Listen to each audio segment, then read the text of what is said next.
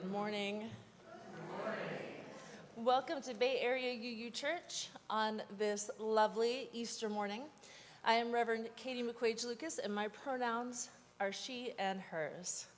Whomever you are, whomever you love, however you come to us today, in body, in mind, in spirit, in heart, whether you're here with us in person or joining us online, wherever you are on your spiritual journey, you are welcome here, and we are glad that you are here. If this is your first time, if this is your 500th time, we are glad to see you. And I do see some new faces, and I'm not going to call you out. I know that's always a little bit of pressure, but I do hope that somebody got you at the welcome table on the way in, or they'll get you on the way out, or what have you, so that we can reach out to you in the weeks ahead. Welcome. Now let us take a deep breath together in and out and settle ourselves right here, right now, in this sacred time and space that we will build together. I have opening words for us from Sharon Wiley. We speak so often of brokenness in religious life. Let us speak today of wholeness. You are welcome here, all of you.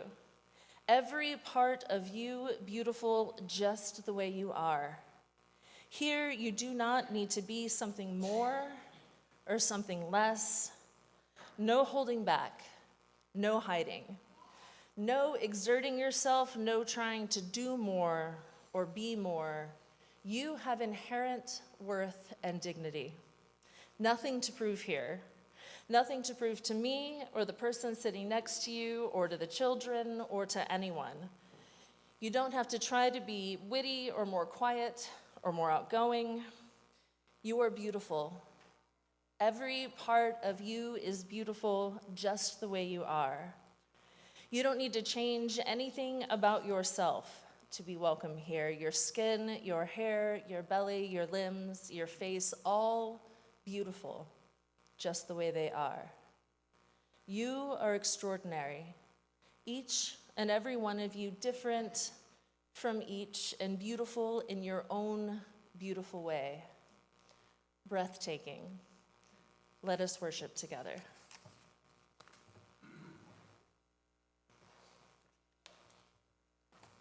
Good morning. My name's Terry Grimm, and I'm your worship associate this morning.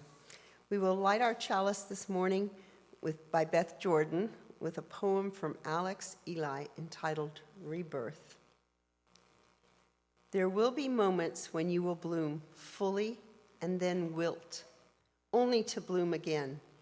If we can learn anything from flowers, it is that resilience is born even when we feel like we are dying.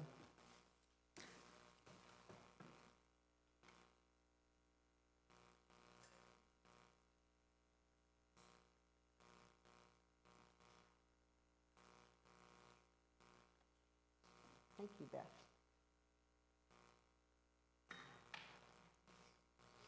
Our opening song this morning is hymn number 12, O Life That Make All Things New. Please rise as you are able and join us in singing this morning's hymn.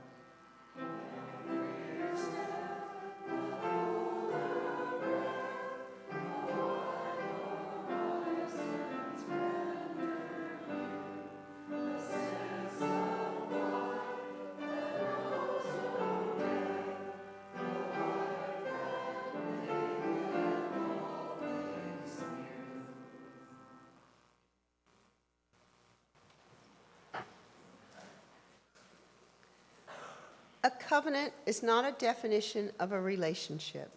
It is the framework for our relating. This calls for a level of trust, courage, and sacrifice that needs to be nurtured, renewed, and affirmed on a regular basis.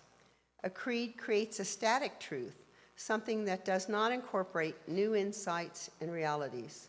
A covenant is a dance of co-creation, keeping in step with one another in the flow of our lives. A creed seeks uniformity and a unison voice. A covenant seeks harmony and a shared voice. Sometimes we may arrive at a unison, but it is not required. A creed gives authority to the statement. A covenant gives authority to the shared intention. A creed creates an us and a them. A covenant invites relationship. A creed is a prescription that must be relied on. A covenant relies on the treasures of a shared truth. The words of Lisa Ward. Please join me as we say our covenant this morning. Love is the doctrine of this church. The quest of truth is its sacrament, and service is its prayer. To dwell together in peace, to seek knowledge in freedom, to serve humanity in fellowship. Thus do we covenant with one another. Our responsive reading this morning is number 627 in the Gray Hymnal.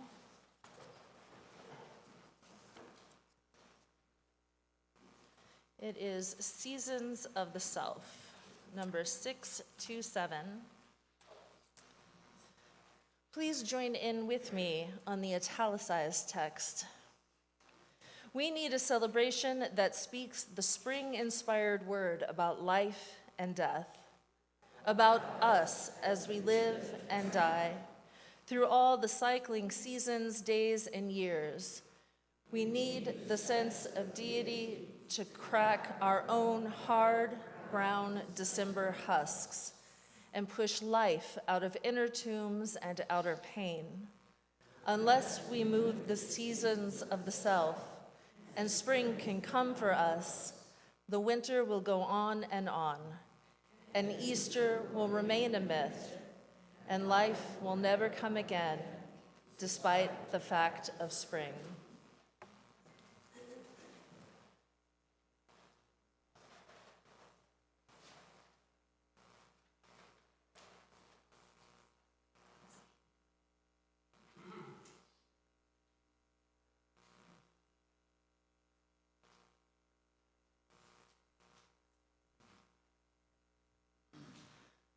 We had a bit of mix-up with the music, so I wasn't sure if Carla was ready to play something or if we can just go straight to the story. Let's go straight to the story.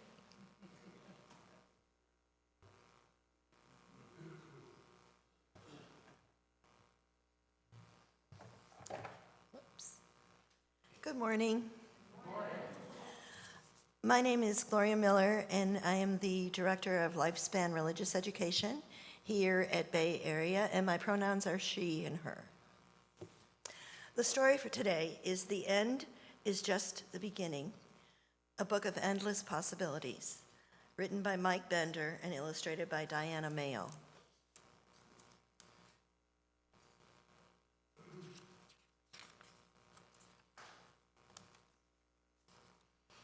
The end. That's right. You read it correctly. You've reached the end and the beginning. But wait, how can a book possibly start with the end? That's ridiculous. Well, prepare to have your mind blown, because the end isn't really the end. It's just the beginning of something else. Like this beautiful sunset. Sure, it seems like the end of the day, right? Not so fast.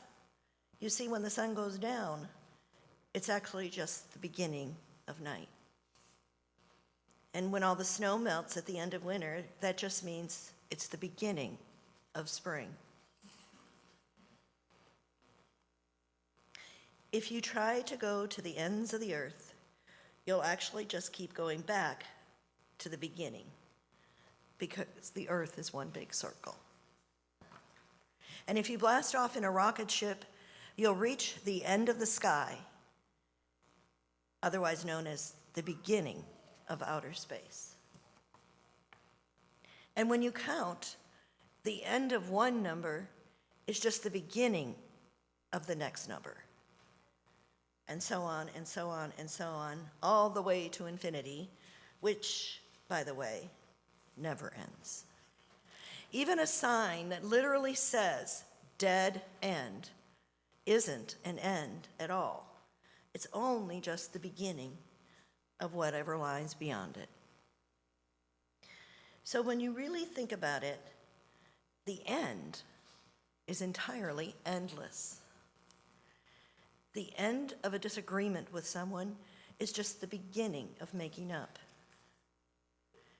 The end of a mistake is just the beginning of learning something new. The end of being sick is the beginning of feeling better. So tonight, when you turn off the lights and go to bed, don't think of it as the end of anything. Just think of it as the beginning of a new tomorrow, full of possibilities. The beginning of discovering the next book.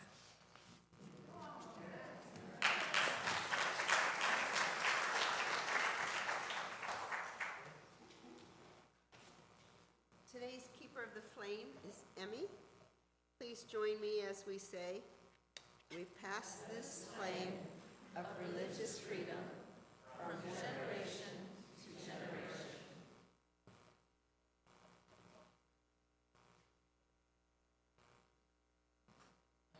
And now we sing the children out? Yeah, we sing the children out. It's all right. It's just that kind of day.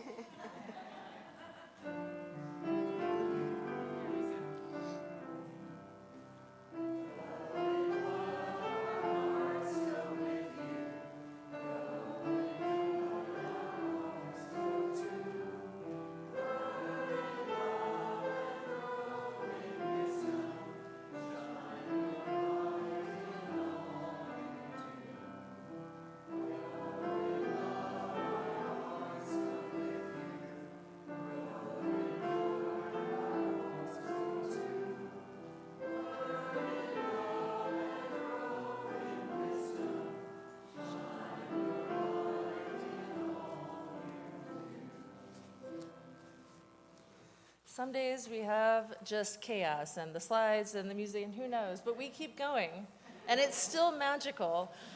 You know, most weeks, Gloria and I sit down and we talk about stories for like 20 minutes, half an hour, and we work our way through it. And I want you to know we didn't have a single conversation this week, and it is the most perfect story. So sometimes the spirit just moves, and even amid the chaos, there is delight. Now we reach what I think of as the central core of our Sunday morning, where we light candles. And we light them for ourselves, and we light them for our loved ones, for all of the hopes and the joys and the anxieties and the sorrows. And it's this special community moment of ritual. And this week, I would like to add a few words before we begin. There's a great deal going on in the world this week, as there is every week. 147, I think at last count, dead in Moscow. The Ukrainian and Russian lives lost and continuing to be lost. Israelis and Palestinians, especially those who are hungry. 6 lives lost in Baltimore and their families. But amid all the sadness, there is joy. In 1998, a black transgender woman in Boston was killed, and her name was Rita Hester. And transgender women marched through her neighborhood, and Transgender Day of Remembrance was born. And so often, this is the visibility of transgender people in death, in funerals, in struggles over public naming and pronouns, and too often, it's pain. And in 2009, Rachel Crandall Crocker said, "What about joy? What about beauty? What about celebration? What about marking life in addition to death And so on March 31st, 2010, she launched Transgender Day of Visibility. And like other visibility days and coming out days, it offers a different narrative, one of hope and celebration, the opportunity to say there are stories of survival, even thriving. There are stories of beauty, there are stories of joy and love, there are stories of life.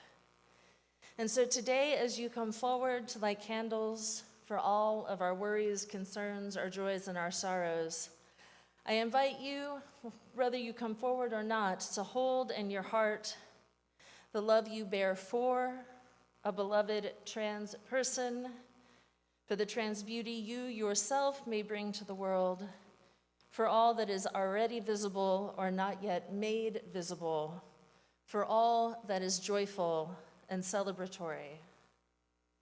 I invite you to come forward as you are moved to light a candle.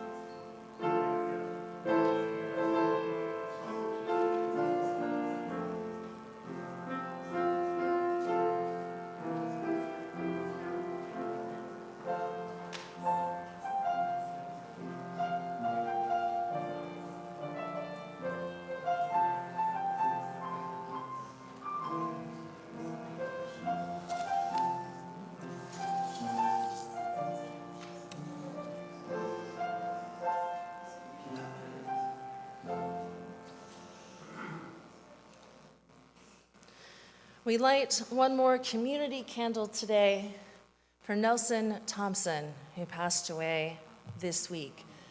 And we light it as well for Gwen and for the family and for everyone who will mourn his loss. As you just heard in the room, he was much beloved. I offer up a prayer this morning from M. Jade Kaiser, the same author of our reading. And I invite you to join into this prayer however you are able. They come out of the Methodist tradition, so it might be a little more God language than you're used to, but hopefully not too much.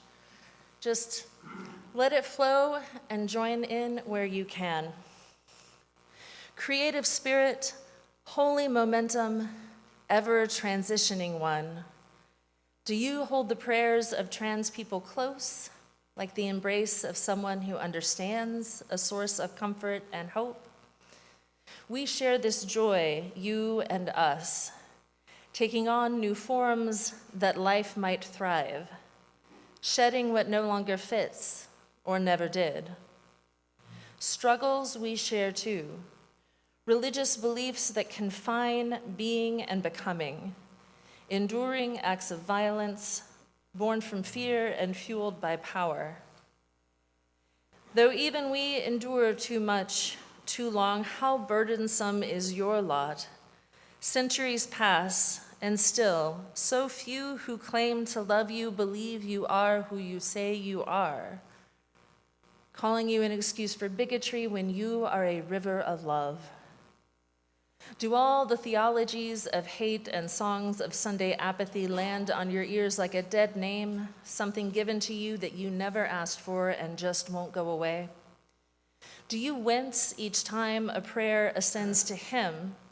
Because more than anything, you know what that means to do is distance you from the likes of her or them.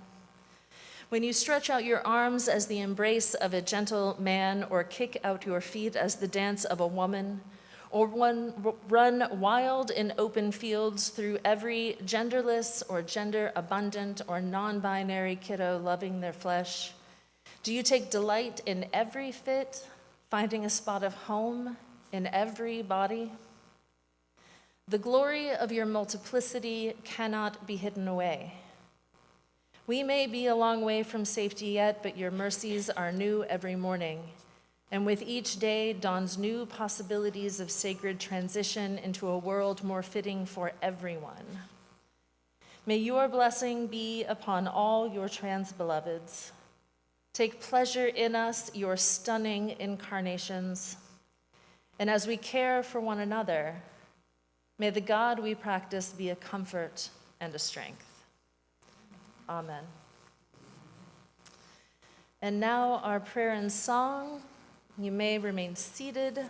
It is Simple Gifts, number 16 in the gray hymnal.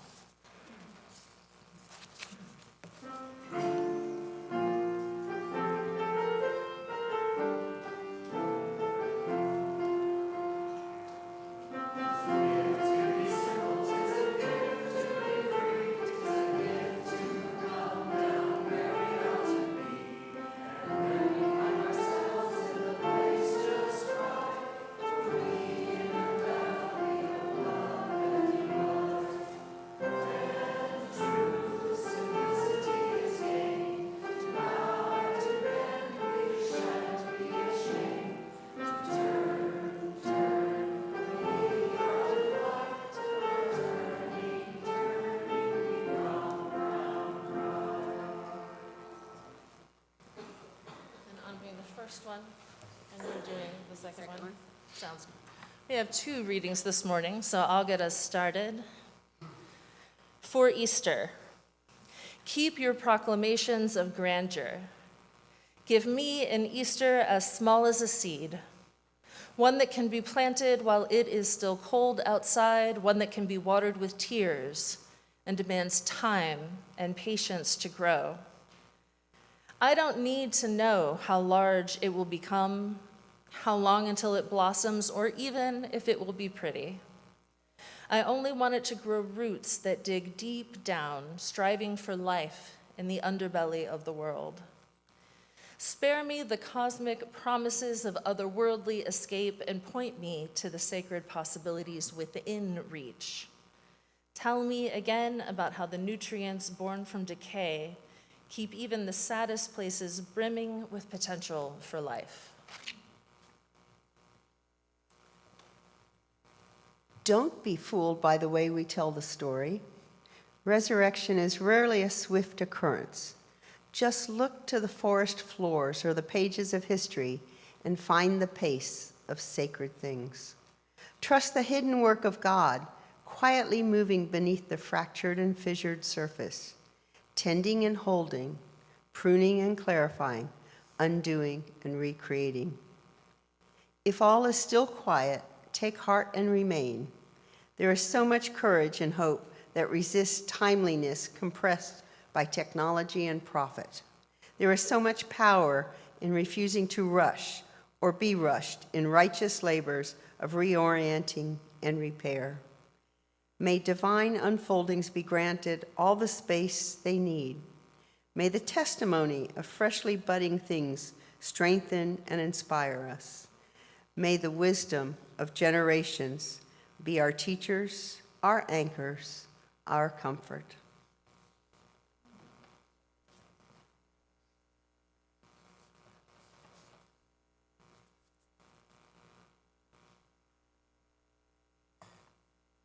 I think at its heart, religion is a conversation about hope.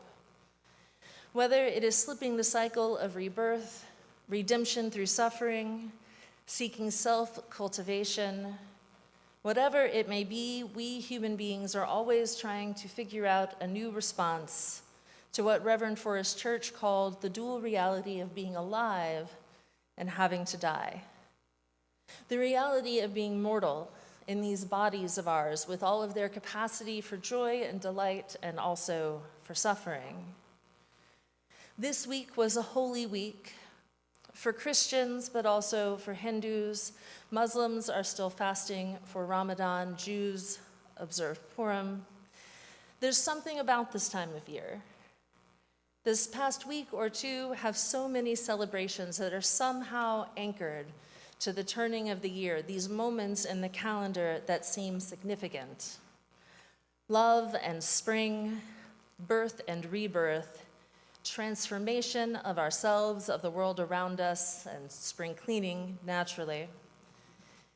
It's my experience that Unitarian Universalists have a lot of confusion around Easter. We don't really know what to do with this holiday. And this isn't just present day, this is a historical problem.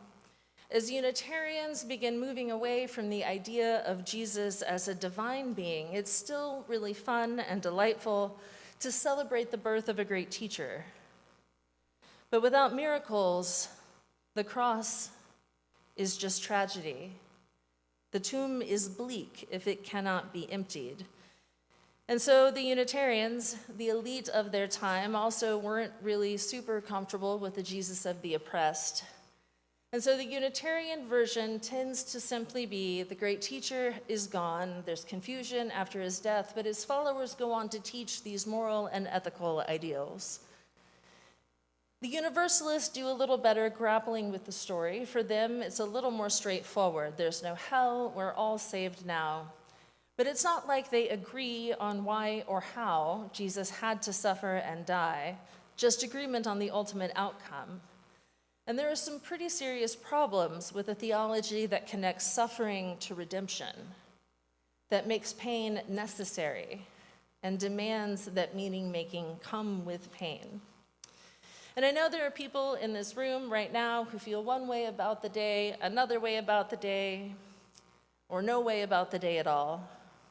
Because we all bring with us whatever we came in with, our own inherited notions, or we bring our fresh notions, or whatever we have picked up along the way.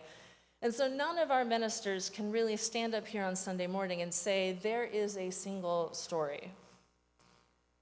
But when can we ever do that? The scripture itself speaks with many voices. The history of the Christian tradition speaks with many more beyond the text itself, and there's never been one way to tell this story. no matter what institutions may say. Institutions like to nail things down, but people don't work that way. And so I find it helpful, as someone who is not a Christian and was not raised a Christian, to try to enter into these stories with a sense of when they're happening, what's happening in the world, what meaning might there be in the season, why does the story matter? We call it Easter for Eoster, a Saxon goddess, and she's not a goddess we know anything about. All we have is a little note from Venerable Bede, a historian, who says that the month retains the name from prior eras when she was worshipped. That's all we have. And her name does suggest that she's a goddess of the dawn, etymologically, which would make her an appropriate person to venerate as the light grows and returns to the world. And contemporary pagans honor her when they call the equinox Ostara, and the celebration is of returning greenery, the renewal of the plants around us, the seeds sprouting. Animals give birth, and birds lay eggs, and young things and new life are all around us as the sunlight grows. And for those of you who haven't lived in other parts of the world, believe me when I say that this matters. There is a moment when you live somewhere gray and dreary all winter long, and there's a gray and there's a rainy transition time, and the world is just lacking in color and vibrance. And then one day you turn around and there are daffodils. Who knows where they just spontaneously spring into being. And you blink and you realize the trees have a faint green mist out of the corner of your eye. And then one day that mist solidifies into unfurling leaves. And it really is a magical moment when color returns to a wintry world. Reverend Scotty McClellan is a UU author who wrote a book about Christ for Unitarian Universalists. And he says we domesticate Easter a little bit in our tradition, especially when we spend all of our time thinking about those unfurling leaves and the bunnies. And he is correct that there's a lot more to the story. So we'll hold spring renewal and rebirth in one hand and move into the story itself. Easter has been disconnected from Passover for centuries now, but it was originally tied to that observance, the story of the Israelites seeking freedom. And so Easter carried echoes of the Exodus as a liberation story. And it also carries the echoes of other parts of Hebrew scripture, particularly the creation story. And it took time for the early Christians to fully develop this narrative, but for me, it is a path to meaning in the Easter story, without having to quite make up my mind about miracles. Ha-Adama is a being made of earth, not a person, a creature shaped of earth and clay. Adam is shaped by the hands of God to be flesh, but made in the divine image. Ha-Adama means a creature of earth.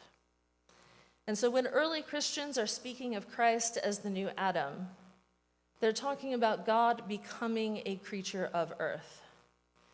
And so the truth I take from Christmas and from the birth story to this moment in Easter is that the idea that God could be perhaps embodied, that our human mortal bodies reflect the divine and can maybe, perhaps, hold it. Your body, my body, everyone's bodies. And the truth of what that could mean becomes brutally real this week, Holy Week, when the beautiful divine made human is killed. The earliest version of Mark does not end with a miracle, not exactly. The tomb is just there, open. And there's a person in there who says he's not here. And then the women went out and fled from the tomb in terror and amazement and said nothing to anyone, for they were afraid. And that's it. It just ends there. It hints at miracles. The tomb is empty. It's definitely a mystery, but nothing about this mystery is solved for us, not until a few centuries later, when everyone decides Mark needs a little bit more of an ending. So we have this mysterious person, terrified women, and an empty tomb, and that is all that we have. And other versions of Mark will tack on bits and pieces of Matthew and Luke to try to make things match and line up. But what's interesting to me is the idea that the earliest Christians were actually just fine with this story. They don't need a physical Jesus walking around after death for this story to have meaning to them. And the other Gospels will have their say. And the experience of Paul on the road to Damascus suggests that Jesus doesn't need a physical body to be active in this world. And the other parts of Scripture will have a lot to say about what happens after the empty tomb. But we don't actually have to go there, not yet. Not ever, if we don't really want to. Because I think we live our human lives not after, but in the middle of the story. We're often living in Good Friday and Holy Saturday. We're not living in the world of the empty tomb. I can't assume that everyone knows the story, not quite, because there's probably people in this room who didn't grow up churched or who grew up not Christian, like me. And cultural osmosis will only get us so far, so I'm going to hit some of the high points here. Because I think what matters isn't the end of the story, isn't after a resurrection. On Maundy Thursday, Jesus gathers his friends around him, and he tells them bad things are going to happen. He shares a meal with them, and he asks them to remember him when they eat and drink after he is gone. He goes to the garden where he prays to be spared from the suffering he foresees. He is betrayed by one he loves. His friends say they never knew him, they scatter. He's put on trial and he's killed. And throughout all of this, the women are present around the edges. They watch, they wait. And when the time comes, they go to this tomb to do what is proper and to care for the body as a last act of care. And this is all very human. There's food, there's betrayal, there's death. This is a God who knows what it means to weep, to walk on dusty roads, to be hungry, to take naps. Jesus takes a lot of naps. He bleeds, he dies. And so for many people, the true power of the story is that Jesus is the one who bleeds with them, who weeps with them. And we must remember that Jesus celebrated life and beauty too. His first miracle, the beginning of his public ministry, was turning water into wine at a wedding because his mother asked him to. He appreciated a good meal. His miracles were things like healing bodies and feeding the multitudes. When Mary of Bethany anointed him with perfume, he said, "She has done a beautiful thing." This is a person who goes to parties, has dinner with friends, he lives a life, and then he dies. And after he is gone, something happened, and I wasn't there, so I can't know, and there are different versions anyway, like I said. But one thing is clear. The world changed. Something shifted, like that misty green brightening to become leaves. The people he loved and who loved him, they were definitely transformed. Mark says the end with the empty tomb, but the story doesn't end there. Something spreads throughout the Mediterranean world like wildfire. Lives were changed, no matter what happened in the tomb. And I can't prove that particular resurrection happened, and I don't know what it would mean to me if it did. But I do know that transformation happens. I know that lives change and that the world changes. Who among us has not gone through a bleak winter and emerged into the light different than we were before? Who among us has not longed for bright color to break through into our lives, longing for joy in hard times? And here we are, gathered this morning. We made it through those times, whatever they might have been, or we're making it through if we're in them now, and there will be more. Someone is in this moment of stagnant now. But we're here because we know we aren't alone, and we know that we get through it together. That's why we light our candles every week.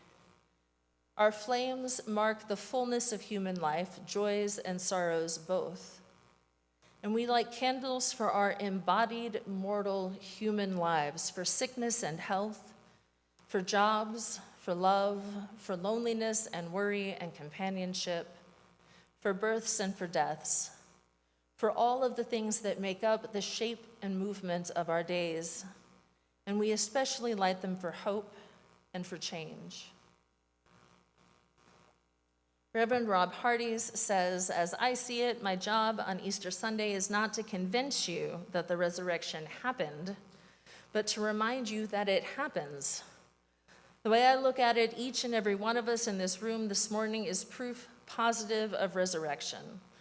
For who among us does not have a story to tell, a very personal story of rebirth, of emerging from the tomb of depression or despair or pain or addiction?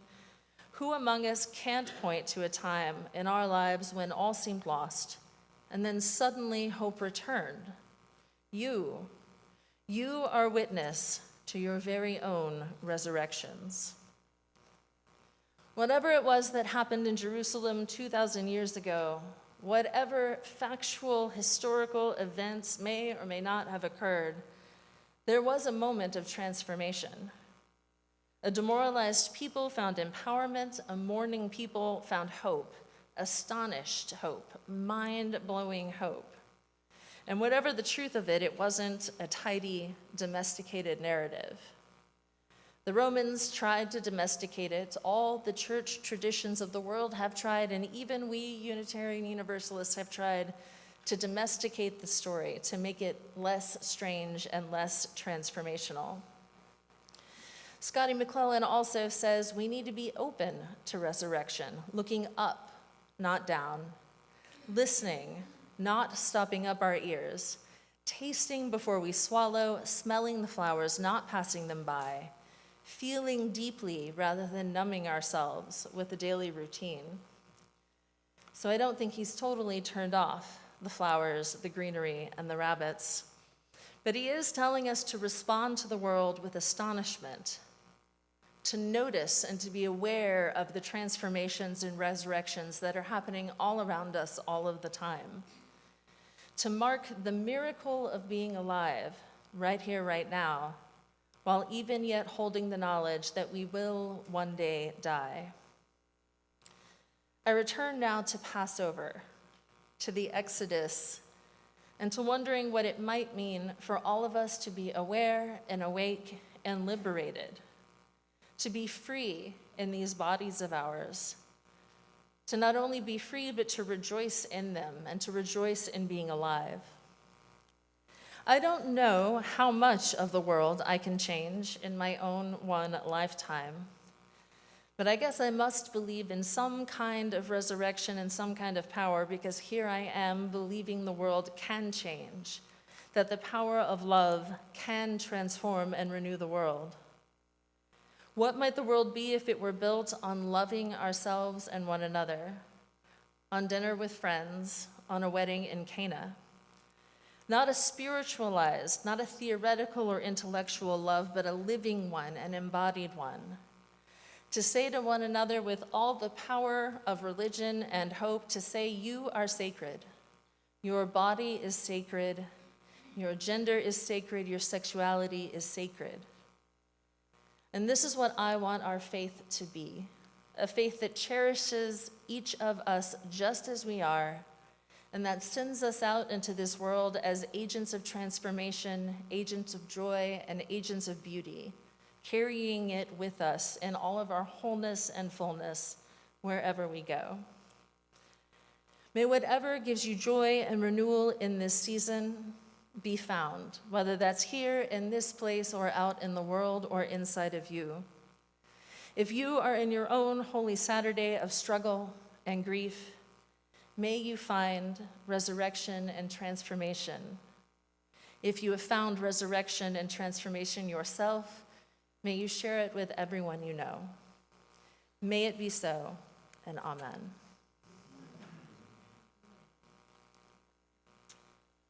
All right, my friends, this is the moment in the service when we practice gratitude and generosity. This is the moment where we engage in the spiritual practice of giving. Whatever you give today supports this church, supports our ministries in the world, and hopefully helps us heal and transform the world. Although for so many of you who are guests with us today, if this is your first time, your presence is gift enough, truly.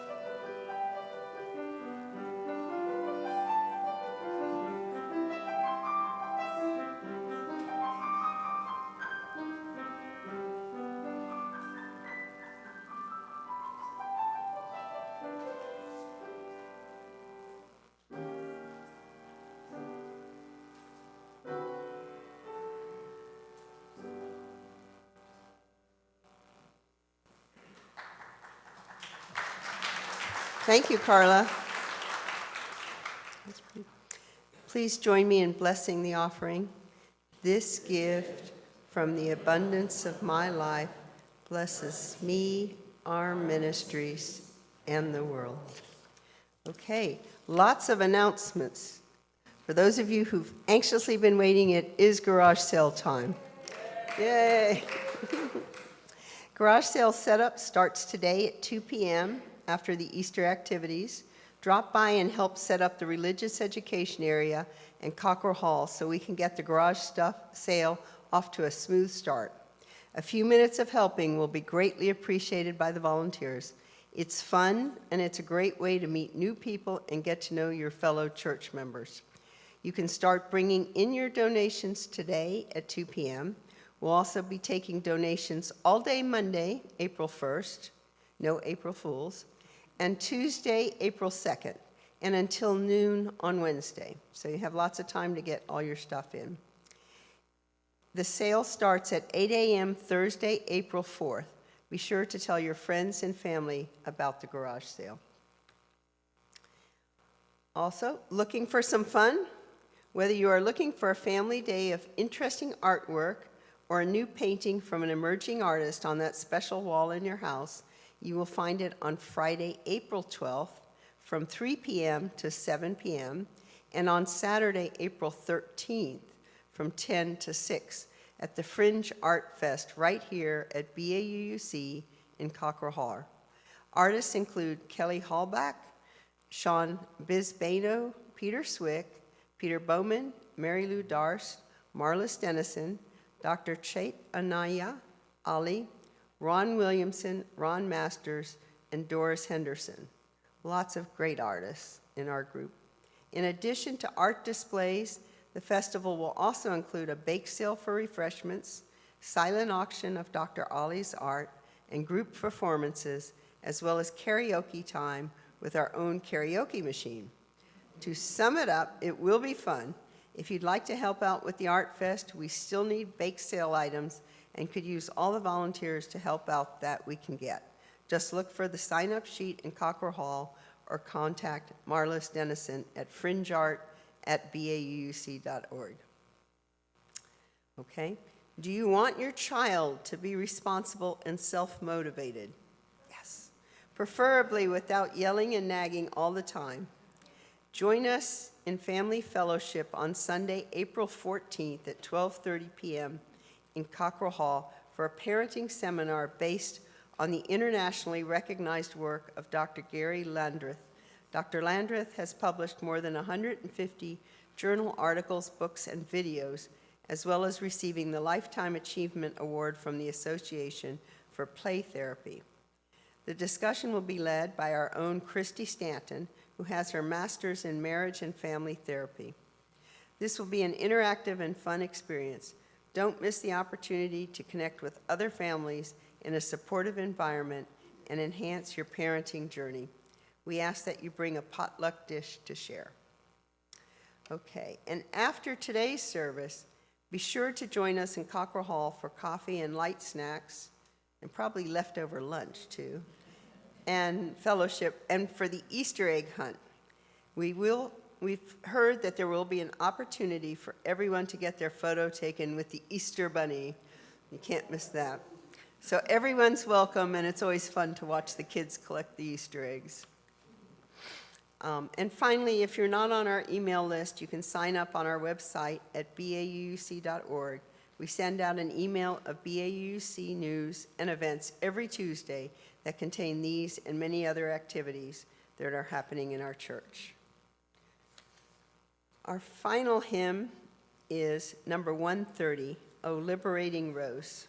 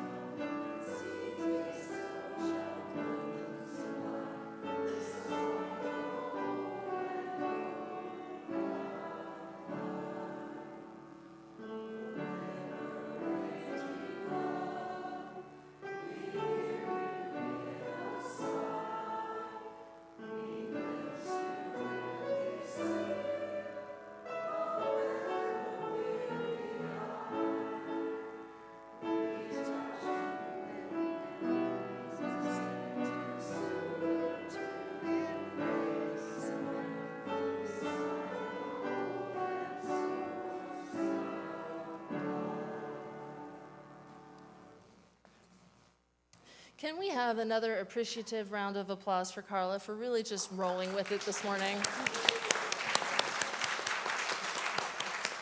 I know that it can't possibly be easy, and I am so appreciative. My closing words are from H.P. Rivers. They're a pagan, queer, UU religious educator and seminarian and poet, and they wrote this blessing. Blessed are the wanderers seeking affirmation. Blessed are the worshipers praying from the closets, pulpits, pews, and hardship. Blessed are the lovers of leaving family, familiarity, leaving tables where love is not being served.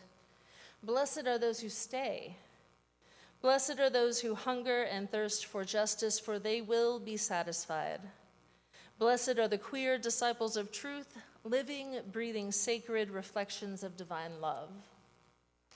We are all magnificent reflections of something mysterious and shining. Call it God, call it the holy, call it life itself. And whatever it is that we are, it is glorious and it is beautiful, and it is worthy of all the blessings and all the love we can find in this world.